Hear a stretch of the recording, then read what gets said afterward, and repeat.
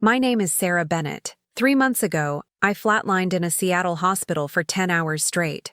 The doctors called it medically impossible. My husband called it a nightmare. I call it the most terrifying mercy I've ever received.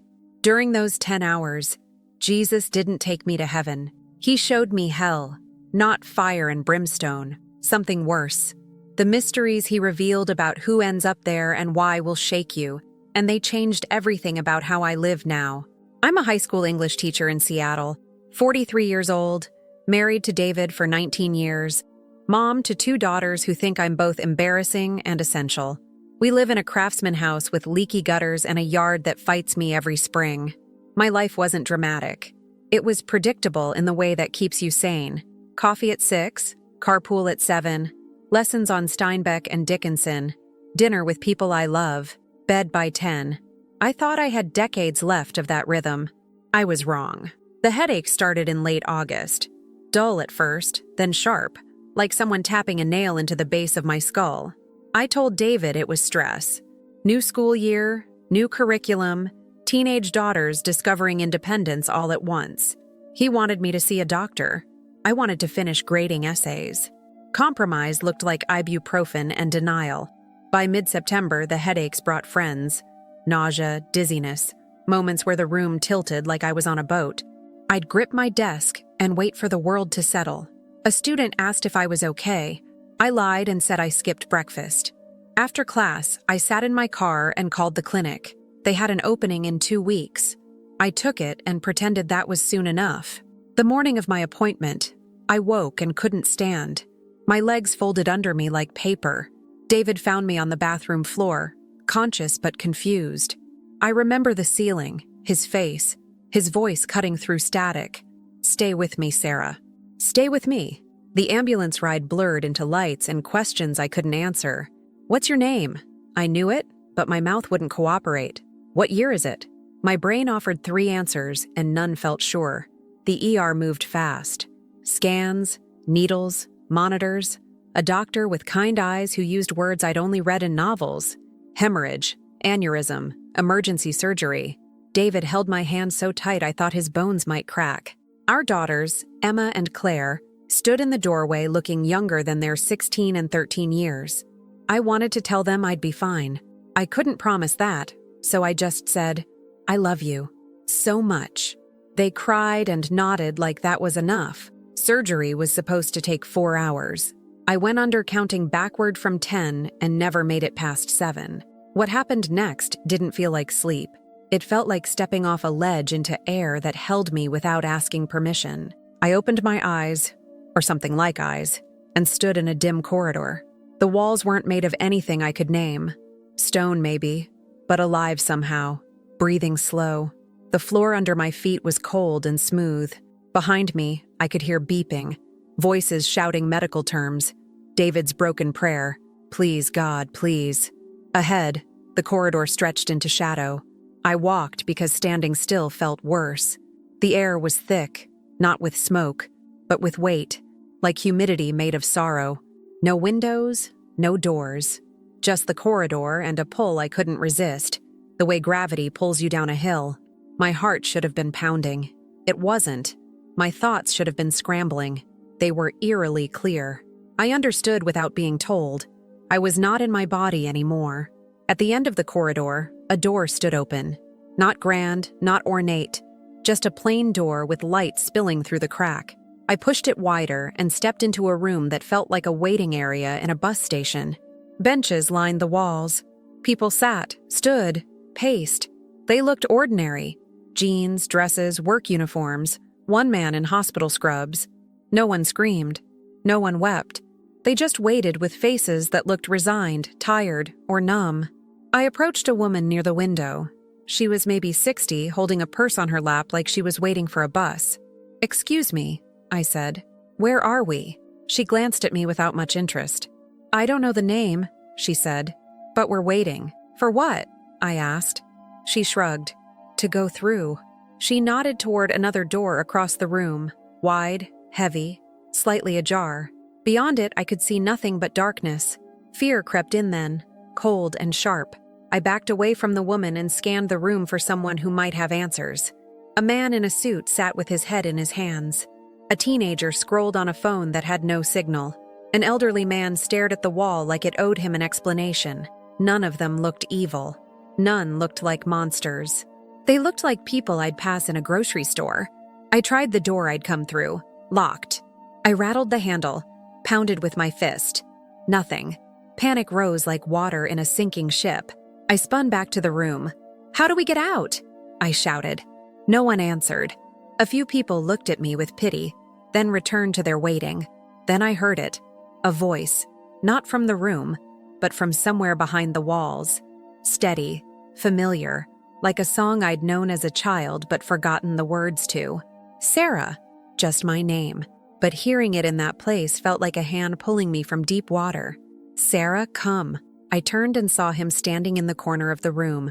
Jesus. I knew him the way you know your own face in a mirror, even if you've never seen it from that angle. He didn't glow like a spotlight. He was simply more real than anything else in the room. The people on the benches didn't seem to see him, or they chose not to. He didn't smile. His eyes held something deeper than comfort, grief mixed with resolve. "Come with me," he said, and I followed without hesitation. He walked through the room toward the wide door, and I wanted to stop him to say, "Not that way." But he turned before reaching it and touched a wall that suddenly opened into another corridor. Narrow, steep, lit by a light I couldn't see the source of. We walked in silence. The walls here were different. Less oppressive, but still heavy with something I couldn't name. Finally, he spoke. "Sarah, I am going to show you things most people don't see until it's too late. You will not like what you see, but you will remember, and you will tell." I nodded, though I wanted to refuse. We reached another door. He opened it, and the smell hit me first. Not sulfur, but decay, like old wounds that never healed. The room beyond was vast and filled with people, but these people were not waiting. They were moving, working, talking, laughing, living lives that looped over and over like a broken film reel. I saw a man in a boardroom closing a deal, shaking hands, checking his watch. He looked successful. He looked hollow. Every few minutes, the scene reset and he did it again. Same words, same handshake, no rest. I saw a woman shopping, filling a cart with things she didn't need, smiling at her phone, taking selfies. The cart never got full. The satisfaction never came. She kept shopping, forever. I saw a pastor preaching to a crowd, arms wide, voice loud. The crowd cheered. He bowed. Then it started over. No prayer in his green room, no humility in his prep, just performance on repeat. Jesus stood beside me, his sadness so thick I could feel it pressing on my chest. "This is not torture imposed from outside," he said quietly. "This is the life they chose, made eternal. They wanted success, appearance, applause. Without me, without love, without truth. Hell is getting what you wanted forever, and discovering it was never enough." Tears ran hot down my face. "Can they stop?" I asked. "Can they leave?" He looked at me with an ache that felt older than time. "They can, but they must want to, and most have forgotten they ever wanted anything else." He took my hand, warm, solid, real, and led me back through the narrow corridor. I didn't want to see more. I wanted to wake up, but he had more to show me, and somewhere far away, in a hospital room in Seattle, my body lay still under surgical lights while doctors worked and David prayed, and my daughters held each other in a waiting room that smelled like disinfectant and fear. We walked through another corridor, this one narrower and darker. The walls seemed to absorb sound. My footsteps made no echo. Jesus moved ahead of me with purpose, and I followed because staying behind felt worse than seeing what came next. He stopped at a door made of iron that looked older than any building I'd seen. He didn't touch it. It opened anyway, groaning like something reluctant. The room beyond was enormous, stretching farther than my eyes could follow. It was filled with people, but not the way a stadium is filled. These people were scattered, isolated, each in their own small circle of dim light. They didn't see each other. They didn't speak. They just existed, alone. Jesus gestured, and the scene zoomed closer, not like a camera, but like my vision was being pulled forward. I saw a woman sitting at a kitchen table, Perfect house around her. Designer everything. But her phone sat silent in her hand. She scrolled through contacts and put the phone down. Picked it up. Scrolled again. No one to call. She'd spent her life building an image, curating friendships for what they gave her, discarding people when they stopped being useful. Now, in this place, she had everything she wanted and no one to share it with. The isolation wasn't imposed. It was the natural result of a life spent using people instead of loving them. I saw a man in an office, corner window, leather chair, awards on the wall. He sat alone, staring at a screen that showed nothing. He'd climbed every ladder, crushed every competitor, sacrificed every relationship for success. He got the success. He lost everything else. His hell wasn't fire. It was achievement without meaning, repeated forever. "Why don't they leave?" I whispered. Jesus answered without looking at me. "They can't see the door. They spent so long looking at themselves, they forgot how to look up." He walked deeper into the room, and I followed, though every part of me wanted to run. We passed a teenager sitting on a bed, scrolling an endless feed. Likes, comments, shares. None of it real, all of it hollow. She'd lived for validation from strangers and built her identity on numbers that never loved her back. Now, the feed never ended, and the validation never came. We passed a church leader at a podium, rehearsing the same sermon to an empty room. He'd loved the applause more than the people. He'd preached grace but lived for control. His hell was a stage with no audience and a message no one needed. I couldn't take it anymore. "Stop," I said, my voice breaking. "Please, I don't want to see more." Jesus turned, and the sorrow in his eyes made me wish I could take back my words. "You must see," he said gently, "because when you go back, you will tell them. Hell is not what they think.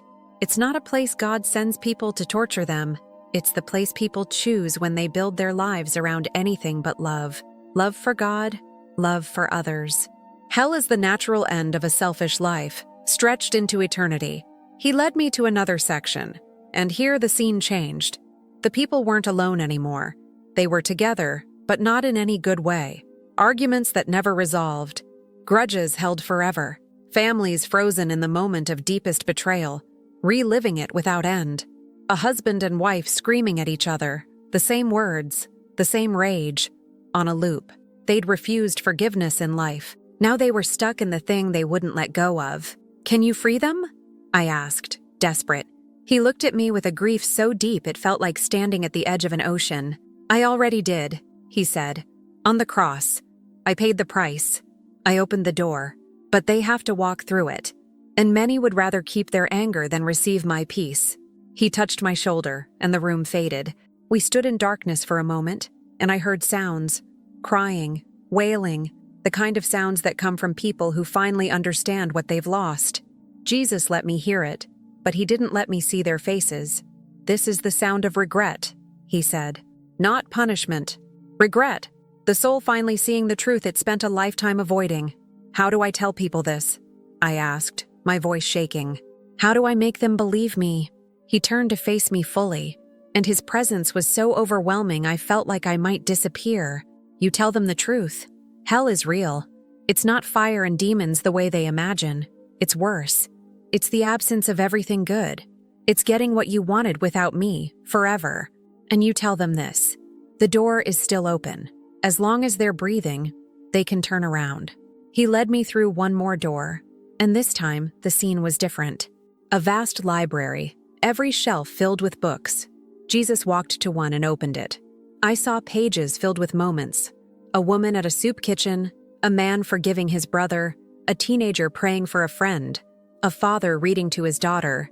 "These are the lives that chose love," he said. "They're not perfect, but they're mine." He closed the book and looked at me. "Sarah, you're going back. Not because your time is finished, but because I'm giving you more time. You will tell them what you saw. Some will believe you, many won't, but you will tell them anyway." I wanted to ask more questions. About my family, about time, about why me. But before I could speak, he placed his hand over my heart, and warmth flooded through me like light through a window. "Remember this," he said. "Hell is not God's desire. It's humanity's choice. And heaven is not a reward for being perfect. It's a gift for those who accept my love and learn to love others. That's the mystery most people miss. The room began to fade. His face stayed clear the longest, and the last thing I heard was his voice, steady and sure. Go back, Sarah. Teach them to love. It's the only thing that matters. Darkness rushed in, and I felt a pull. Violent, urgent, like being yanked by a rope tied to my ribs. Beeping exploded in my ears. Pain shot through my skull. Lights burned my eyes. A voice shouted, "We have a pulse! She's back!" I tried to speak, but my throat was full of tubes. I tried to move, but my body was lead. David's face appeared above me, wet with tears, and he was saying my name over and over like a prayer he didn't think would be answered. I wanted to tell him, I saw hell. I saw Jesus. I have to tell people. But all I could do was squeeze his hand and let the darkness pull me under one more time. Not to that place, but to sleep. Real sleep. The kind that heals. Waking up felt like being assembled from spare parts. First my hearing, monitors beeping in rhythm. Then smell, antiseptic and something floral, probably from a vase I couldn't see yet. Touch came next. Every nerve ending reporting pain or pressure or the strange weight of blankets. Last, my eyes opened to a ceiling tile with a water stain shaped like a bird. David's face appeared, older than I remembered, carved with new lines.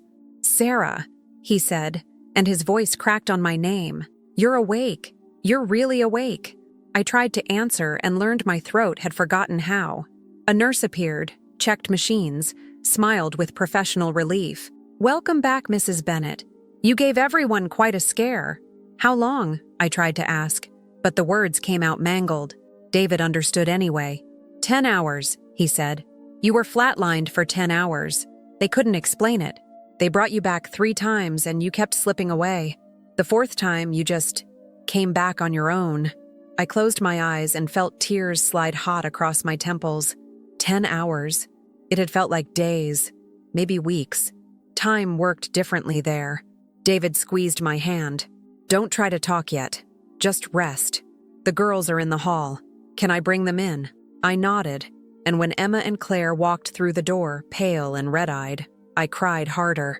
They climbed carefully onto the bed, one on each side, and we made a pile of relief and gratitude that smelled like teenager shampoo and fear sweat.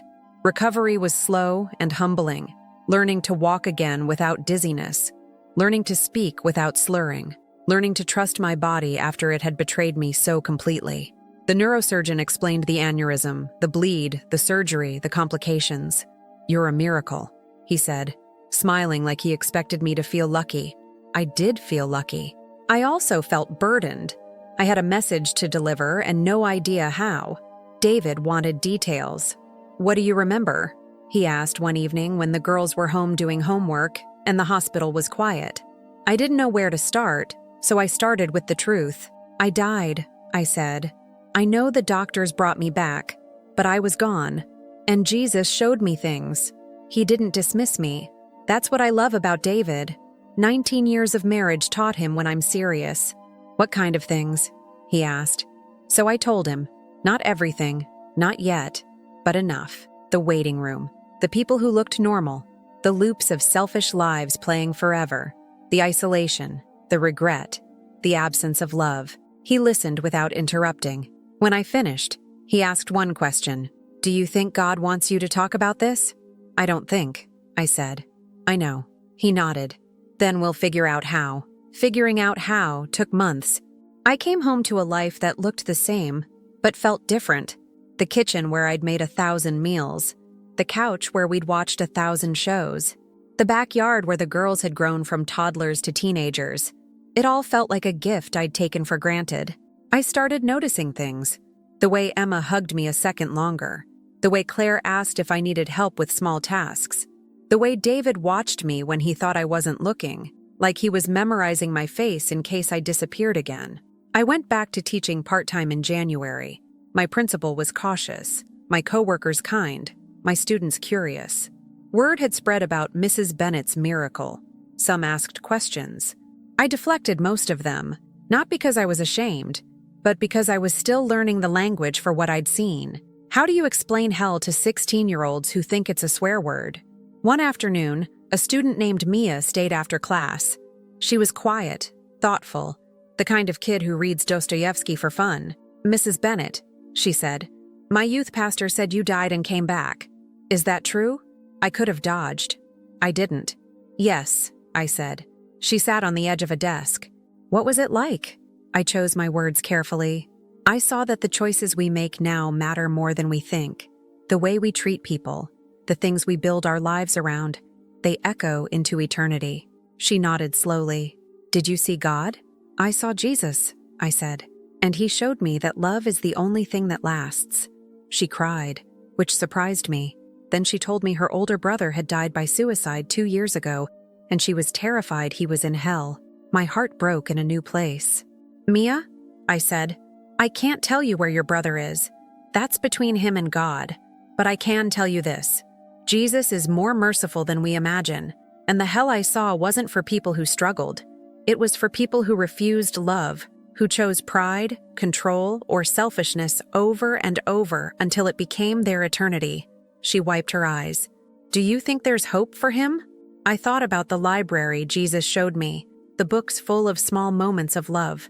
I think God sees every moment of love your brother ever gave, even in his pain, and I think mercy is bigger than our fear. Word spread quietly. A neighbor invited me to share at a women's Bible study. I went, nervous, and told the story in 20 minutes. Afterward, 3 women stayed to ask questions. One admitted she'd been living for her career and ignoring her kids. Another confessed she'd held a grudge against her sister for 5 years. A third asked how to know if she was on the path to hell. I didn't have formulas. I had what Jesus told me. Love God, love people. Everything else is commentary. David suggested I write it down. I resisted at first. Writing felt like putting something sacred on display. But one night, I had a dream. Not the place I'd been, but a classroom. Jesus stood at the front, and he said, "If you don't teach them, who will?"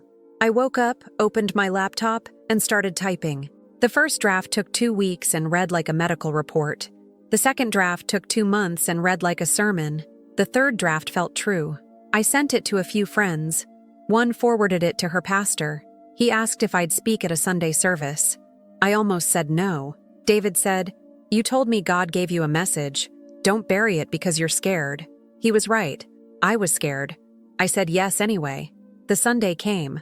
I stood in front of 200 people and told them what I'd seen. I kept it simple, kept it honest, kept it centered on the thing Jesus emphasized: love. Afterward, a man in his 50s approached me crying. "I've been living for money," he said. "I'm a good person, but I don't love anyone well. I don't want to end up in that place you described." "Then don't," I said. "The door is open. Choose differently. Today." He nodded, and I watched something shift in his face. Not a magic fix, but a crack in the wall he'd built around his heart. That's what I started to understand. My job wasn't to scare people into heaven. It was to show them that hell is real. It's closer than they think, and the way out is simpler than religion makes it. Love God, love people, repeat. More invitations came. Some I accepted. Many I declined. I didn't want to become a spectacle. I wanted to be faithful. There's a difference. At home, I practiced what I preached. I apologized to Emma for the times I'd been too busy to listen.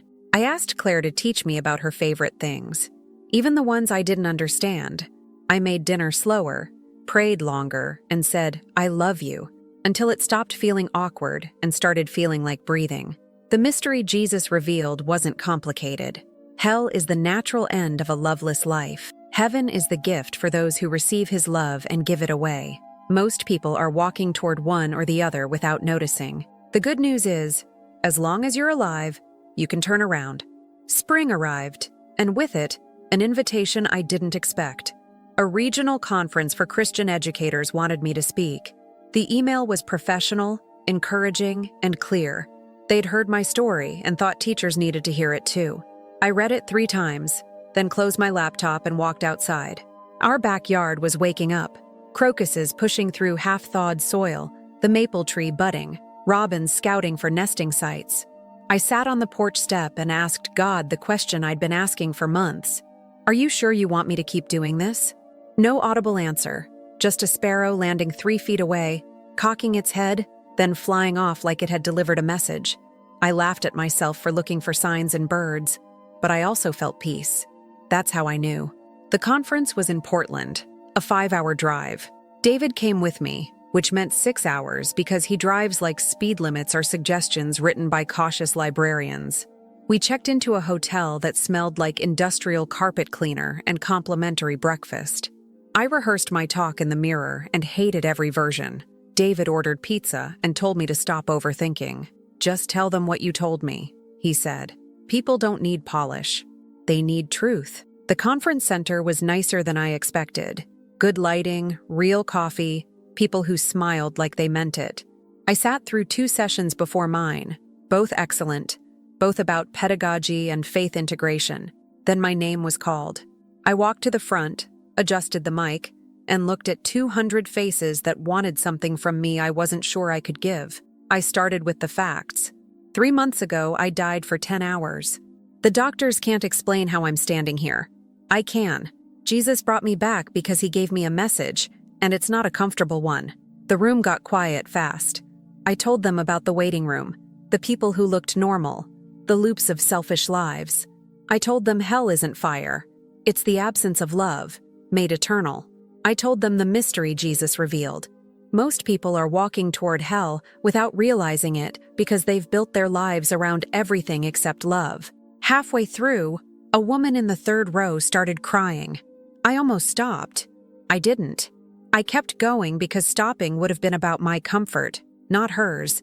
I told them about the library, the books full of small moments of love, the truth that heaven isn't a prize for perfection, but a gift for those who receive and give love.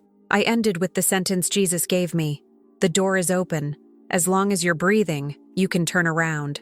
The applause was polite, not loud. That was fine. I wasn't performing. Afterward, people lined up with questions. The crying woman was first. I've been teaching for 22 years, she said, and I've been doing it for the paycheck and the summers off. I forgot I was supposed to love these kids. She wasn't asking for advice. She was confessing. I hugged her and said, "You just remembered. That's the turn." A man asked if I thought hell was eternal. I gave him the only answer I had. Jesus said it is. I saw that it's real. I also saw that people choose it, step by step, decision by decision. I can't speak to all the theological debates. I can only tell you what I saw. Another teacher, younger, maybe 30, asked the question I'd been dreading. How do you know it wasn't just a hallucination? Your brain was starved of oxygen. Couldn't that explain it? I'd wondered the same thing in the hospital. I answered honestly. I thought about that. But hallucinations don't change you like this. I'm not the same person. My marriage is different. My parenting is different. My priorities flipped. If that was just my brain misfiring, it's the most productive misfire I've ever heard of. That night, back at the hotel, David and I sat by the window watching rain streak the glass. "You did good today," he said. I shook my head. I felt like I was fumbling the whole time. He laughed. "Good. That means you were honest." He was right. I'd stopped trying to sound impressive and started trying to sound true. There's freedom in that. We drove home the next morning. Emma texted halfway through, "Mom, Claire wants to know if you can help with her history project tonight." I smiled and replied, "Yes, I'll be home by dinner." A year ago, I would have said I was too tired. Now, tired felt like a bad excuse to miss time with my daughter. At home, life continued its ordinary rhythm, but I moved through it differently. I noticed the neighbor I usually waved at from the car. I walked over and learned her name was Joanne, and she'd lost her husband last year. I stopped rushing through conversations with the barista and asked about her day. I read slower to my students, listened longer to their questions, and stopped checking my phone during lunch duty. One day, a colleague pulled me aside. "You're different," she said, not unkindly. I can't put my finger on it, but something changed. I thought about how to answer. "I saw what matters," I said, and I decided to stop pretending I have time to waste on things that don't. But the hard part wasn't public. It was private. There were days I slipped back into old patterns, snapping at David over dishes, brushing off Emma's question because I was tired, scrolling my phone instead of sitting with Claire. Each time, I felt the weight of what I'd seen pressing on me, not as condemnation, but as reminder. Hell wasn't something I feared for myself anymore. It was something I feared for the people I might hurt by not loving them well. One night, Claire asked the question I'd been waiting for. "Mom, if you saw hell, did you see anyone you knew?" The house went quiet. Emma looked up from her homework. David paused mid-sip of coffee. I thought about lying to protect her. I didn't. "I didn't see specific people I knew," I said carefully. "But I saw types. People who looked successful but were empty. People who looked happy but were alone. And I realized I'd been walking that direction too." "How do you know if you're walking toward hell?" Emma asked, her voice small. I sat on the couch between them. "I think you know when the things that should matter, God, family, kindness, start feeling like interruptions instead of priorities.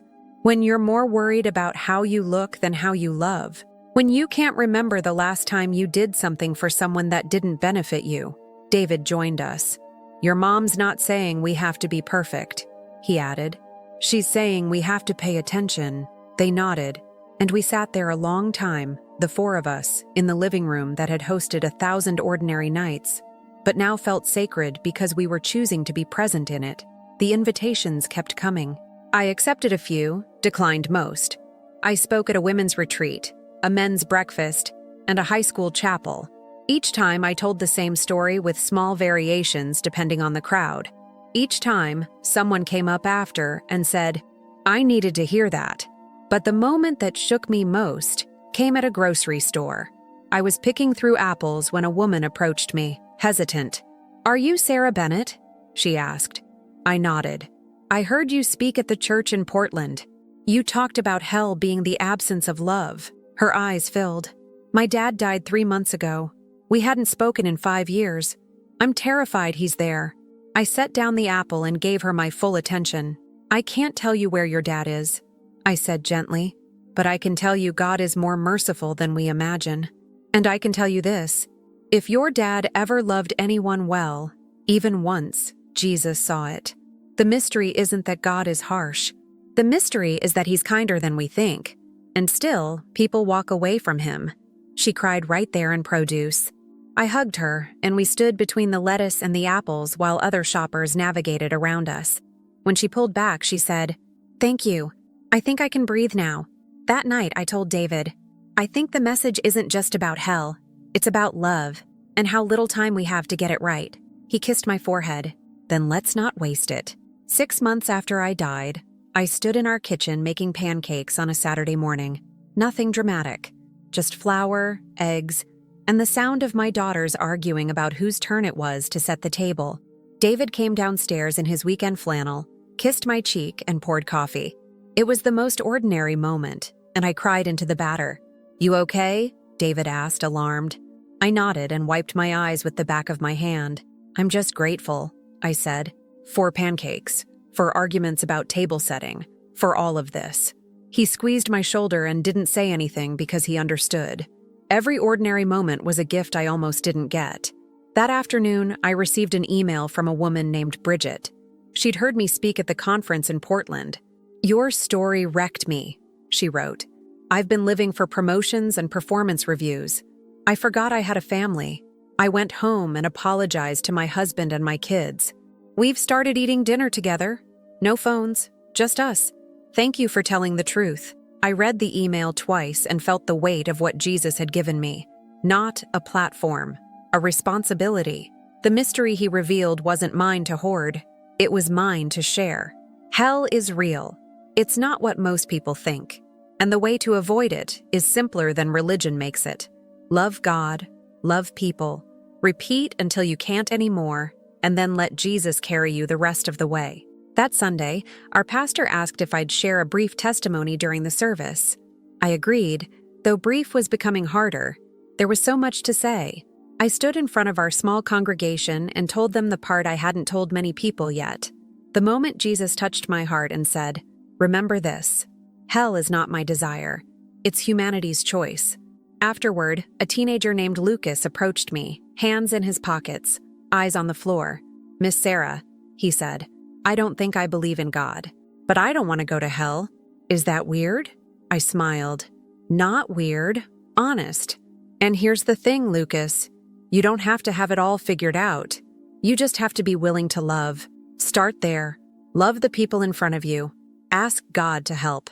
Even if you're not sure he's listening, ask anyway. I think you'll be surprised. He nodded slowly. Can I ask you something else? Of course. Did hell scare you? I thought about how to answer. Yes, but not the way I expected. It scared me because it was so normal. People weren't screaming. They were just stuck in the lives they chose. That's scarier than fire, because it means any of us could drift there without noticing. He looked up, and his eyes were wet. I don't want that. Then don't choose it, I said. Every day you get to choose. Choose love. Choose humility. Choose forgiveness. Those choices build the road you walk, and the road you walk determines where you end up. He left, and I prayed for him the rest of the day. That week, I made a decision. I started a blog, not to be famous, but to document what I was learning about living in light of eternity. I wrote about small things, apologizing to Emma for being short-tempered, thanking the mail carrier by name, sitting with a lonely coworker at lunch. I wrote about big things, forgiveness, grace, the reality of hell, the kindness of Jesus. I didn't advertise it. I just wrote because writing helped me remember. To my surprise, people found it. Comments started appearing, some from strangers, some from people I'd spoken to at conferences. This helped me today. I needed to hear this. I've been walking toward hell without realizing it. I'm turning around. Each comment felt like a small miracle, proof that truth spoken plainly can cut through noise. David read the blog every night before bed. One evening, he looked up from his phone and said, "You're doing what Jesus asked. You're teaching them to love." I shook my head. "I'm just trying not to forget what I saw." He smiled. "Same thing." Emma asked if she could share one of my posts with her friends. "Is that okay?" she asked. "I think they need to hear it." I told her yes, and I meant it. I wasn't precious about the message. It wasn't mine. It was his, and he wanted it spread. Claire surprised me one night by asking if we could pray together before bed, just the two of us. "I've been thinking about what you said," she whispered in the dark, "about how little time we have. I don't want to waste mine." We prayed, and I thanked God for giving me a daughter who understood eternity before she turned 14. Invitations continued, but I became more selective. I stopped saying yes to stages and started saying yes to living rooms. I met with small groups, answered emails, had coffee with people who were scared or confused or desperate. I realized the kingdom isn't built on platforms. It's built in kitchens, at park benches, over grocery store apples. One of the hardest moments came when a woman asked me, "Did Jesus say anything about people who've never heard of him?" I paused, searching my memory for exact words. "He didn't give me a systematic theology," I said carefully. "He showed me the heart of it. Love. He said people choose hell when they choose selfishness over love. I don't know all the details about those who never heard his name, but I know his mercy is bigger than my understanding, and I know he judges the heart, not just the religion." She seemed relieved, and so was I. I didn't have to have all the answers. I just had to tell the truth I'd been given. As I finish writing this, it's been a year since I died. My scar is still visible when I touch the back of my head. My balance isn't perfect. I still get headaches when I'm tired, but I'm alive, and I'm different. Here's what I know now that I didn't before. Hell is real. It's not a scare tactic. It's the natural consequence of a life that refuses love. Heaven is real too, and it's not about being good enough. It's about receiving grace and learning to give it away. The mystery Jesus revealed is this. Most people think they have time. They don't. Most people think hell is for bad people. It's not. It's for anyone who builds their life around anything other than love. If you've watched this whole video, thank you. I know this isn't easy to hear. I didn't want to see it either. But I'm asking you now, look at your life. What are you building it around? Success, approval, comfort? None of those things will last. Only love lasts. So love God, love people, and do it today. Not someday. Today. If this message shook something loose in you, if you realized you've been walking toward the wrong place, leave a comment. Share this video. Not for me, but for someone else who needs to hear it. Subscribe to this channel, not because I need numbers, but because I'm going to keep telling these stories, and you might need the reminder when life gets loud and you forget what matters. And if you're scared, if you're wondering if it's too late for you, hear me. It's not. As long as you're breathing, the door is open. Jesus is standing there with his hand out, waiting for you to take it. Don't wait another day. Turn around. Walk toward love. He'll meet you there. Thank you for listening. Thank you for caring enough to get to the end. May you choose love today and every day after. And may the mystery of God's mercy never stop surprising you.